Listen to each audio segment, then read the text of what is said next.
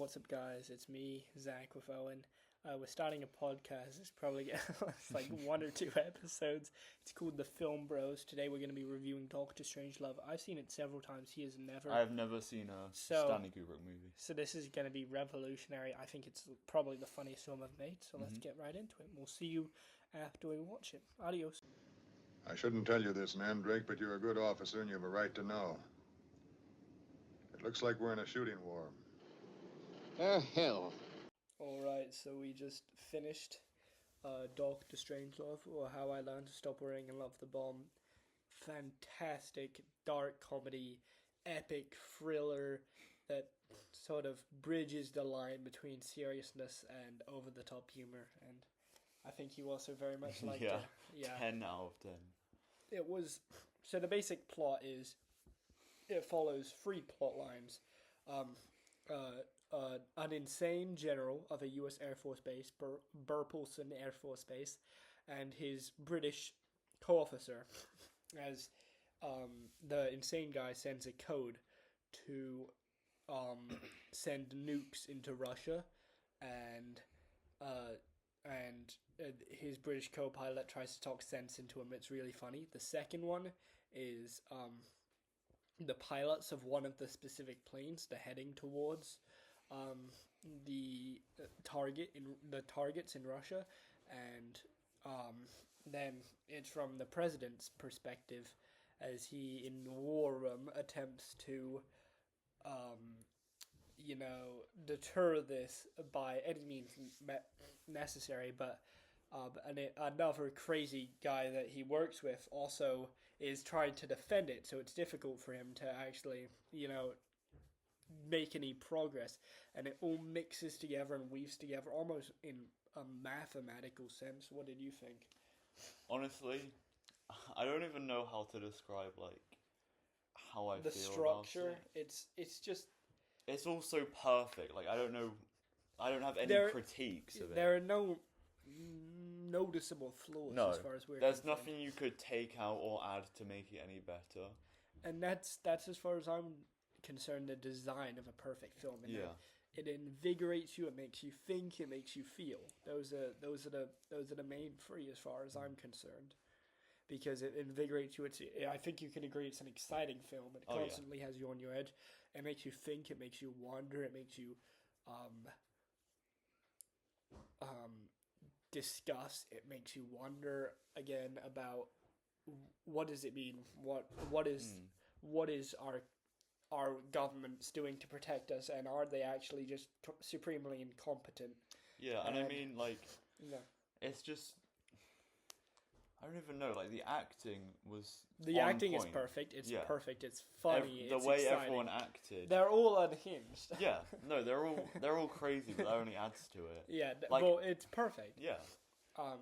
And it makes you feel, it makes you laugh, it makes you be concerned, it makes you be in awe. I mean, it's an epic film, but it's designed and layered in such a perfect way. I truly don't have any critiques of it. I think this is a sign Stanley Kubrick is just the greatest. I mean, he came up with this out of nowhere. He was mid-30s when he did this. So, and all the one takes as well. Yeah. How do they pull that off? They're all so impressive. Because there are extensive scenes that have multiple different sections to them that can last up to 2 minutes or 3 minutes, and it's really hard to figure out how you actually choreograph and plan those things, but it's just a sign that everyone was at the top of their game when they were making this. So, yeah. And I think especially the first one, or I don't know the first one, but one of the first, the scene with the secretary. Yeah. And the mirror. Yeah. That was just... Yeah, I mean, how did they pull that off? I don't know. Because it's her, then it's her and him, then it's mainly just him. And that's each a minute long. And they did that without cutting, without changing. And I saw an image of a camera hanging overhead over them during filming. And it's really interesting how they managed to get that. But yeah, I mean, as far as I'm concerned, that's the definition of a flawless film. I mean, it's exquisite. It's almost mathematically precise in how it layers itself. into the narrative and what it's trying to express. I mean, it's geniuses at their work, really. Yeah. And in the end, instead of being terrified by the apocalypse, it's making fun of it. And I feel like isn't that what we're just always doing? And I think especially the music as well, just like the way it all culminates. It's just it's unique, it's funny, it's strange. So out of the 3 main plot lines, which one was your favourite? I think I'm gonna have to give it to the Air Force Base because that one's just so just the British like crazy. Yeah. Everything's just going wrong constantly, and I mean it's perfect. Dr. Strangelove is a fascinating character. I think he's onto something. Okay, I think he has a really good idea. Yeah, but we could make that into a movie of our own. I mean, would you want to? Sounds a bit horrific. No.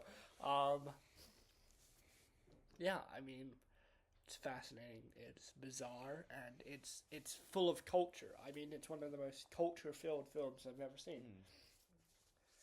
Yeah, a real comedy of human nature. Yeah, no critiques, only praise. Yeah. Anything else you want to say? No, I think that's about it. I loved it. I don't know. I would highly recommend watching it.